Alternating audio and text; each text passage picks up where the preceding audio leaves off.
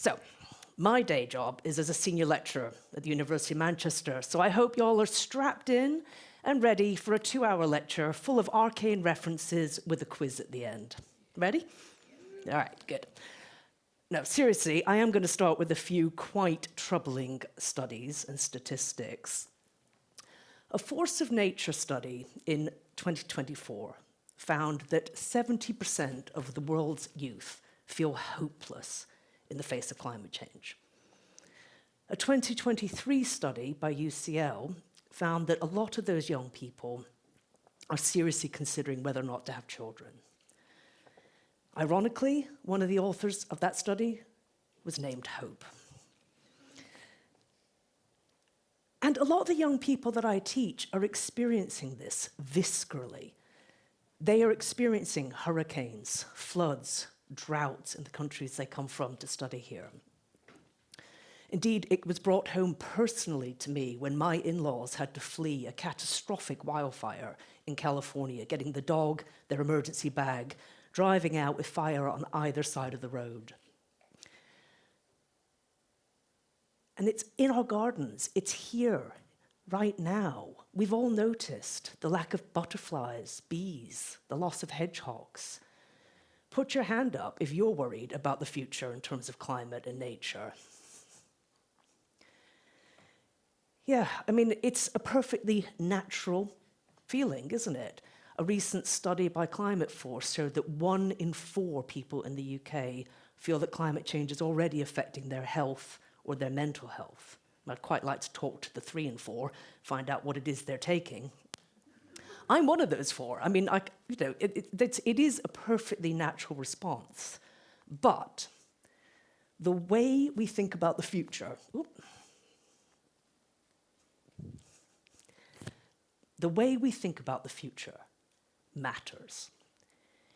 If we think we are doomed, it is quite likely we'll act in a way that brings about that future. We'll be paralyzed by eco-anxiety. We need a new way to think. We need a way that builds hope. Now, this is a story that's going to take in paracetamol boxes and poo, but I'm going to start in the mountains of Lesotho 30 years ago. So this is my first job. I went out to Lesotho, the southern African country, burning green fire, because as a teenager, I had decided I didn't just want to be angry and be against what I didn't want to see. I wanted to figure out how to design what we wanted to see. What world do we want to see? Let's make that. I was working with an NGO of 40 schools, and we were working in the school gardens to think how we could capture every drop of rain, plant fruit trees, and turn those into productive food gardens. Really lovely work. But one day, an elderly farmer asked a question that stopped me in my tracks. It was a question about purpose. How do we know if this is what we're meant to be doing? This really got me thinking that we needed a way to be able to work out whether or not what we were doing was actually moving us in the right direction. Was it moving us towards sustainability, or was it potentially going to be causing unintended consequences? And crucially, we needed a way to do this that could be shared, that we could actually have a discussion together and think through what is it we're doing, why, what do we want to achieve, how can we get there? This was the spark that led to the creation of the RoundView.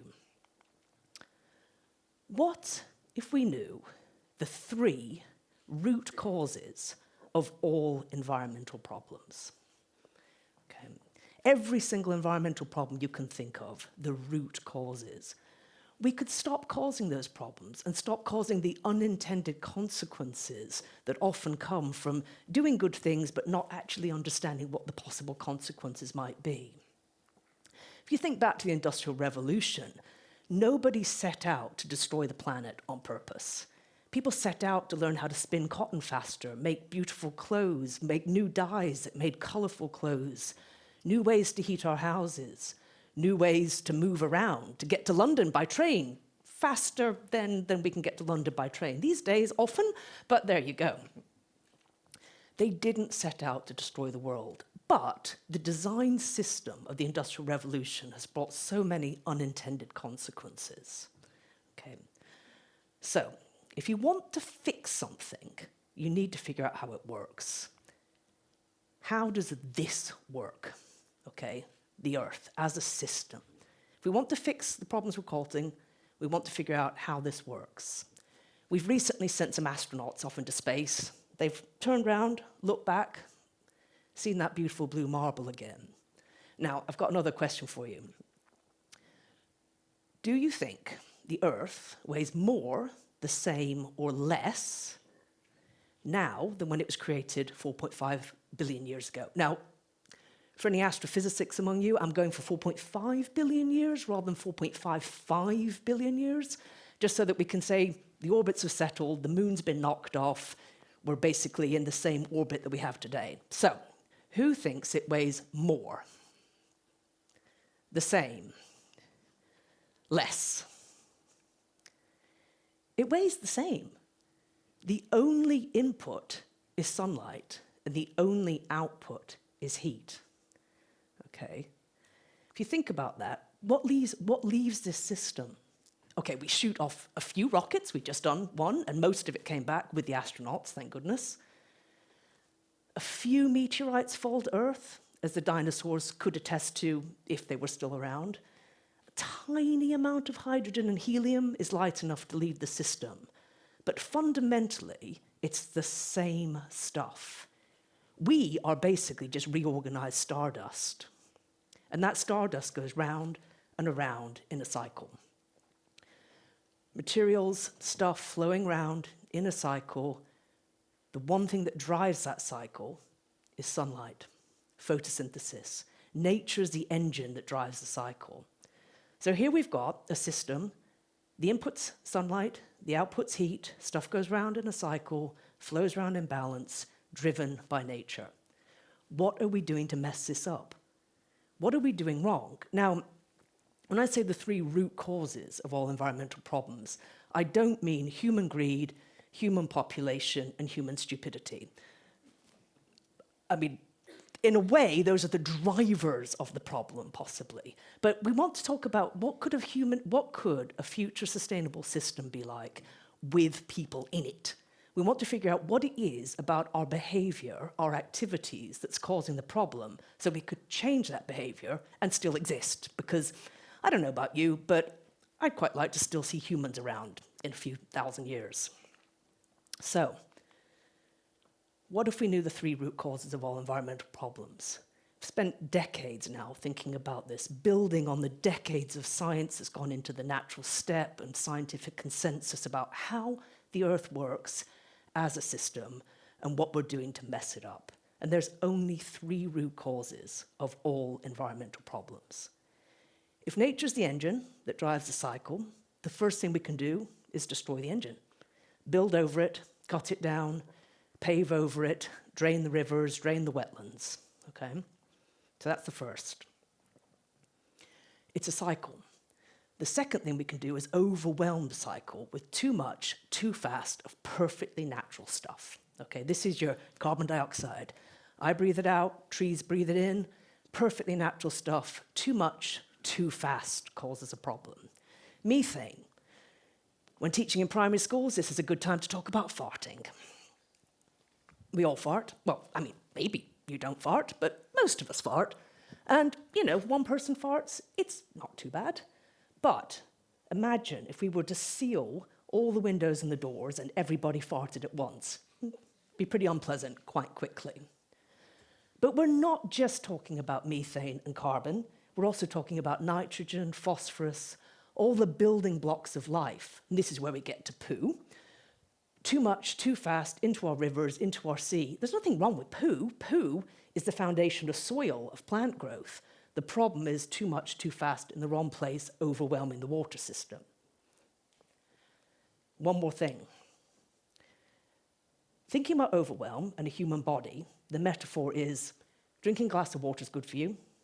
Drinking 5 liters of water in 2 minutes can kill you. Too much, too fast of a perfectly good thing. But if you take that glass of water and put a few drops of pesticide in it, that would kill you. We can poison with stuff that doesn't belong. This is your plastics, PFAS, forever chemicals, stuff that doesn't belong in nature, that cannot be broken down by the decomposers, cannot be turned back into the building blocks of life. And that's it. 3 root causes of all environmental problems.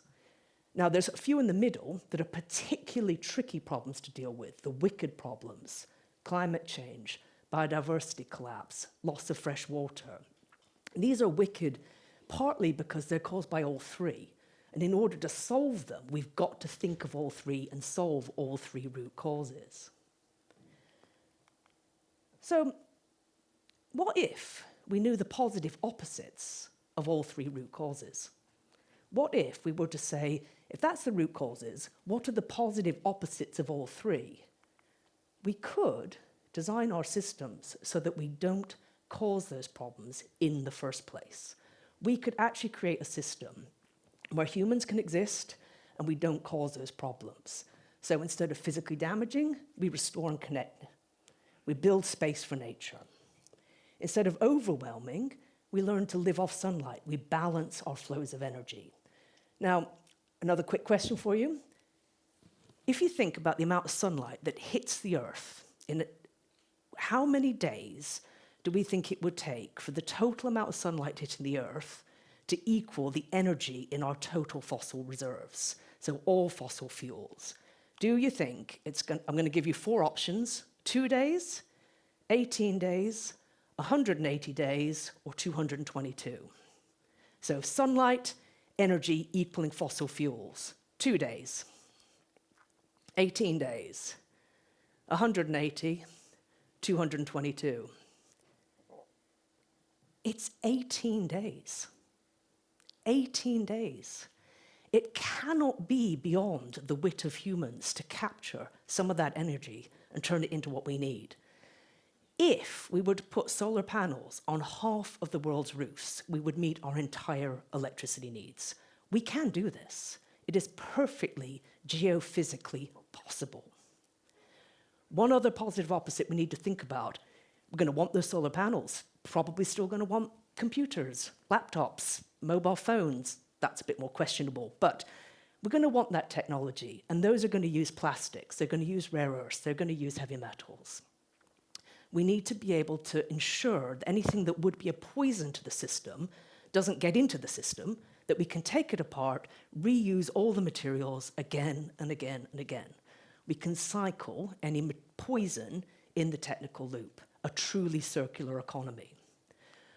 That would give us a fully sustainable system, physically restore our ecosystems, balance our flows of natural materials, cycle any poison in the technical loop. Whilst we're doing that, we've got one other thing to think about. We need to think about the impact of our actions on people. And that would give us a fully sustainable system. This builds hope. This builds hope. This is the feedback we get again and again and again for the RoundView, that this builds hope.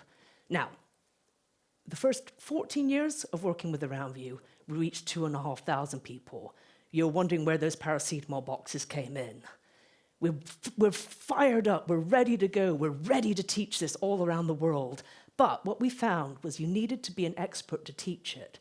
So, during lockdown, my daughter and I started thinking about how we could actually turn this thinking into 3-dimensional tools. What we had lying about, a bunch of paracetamol boxes. We started writing poems, thinking about how to actually make these into tools that could teach the principles through play, poetry, and action.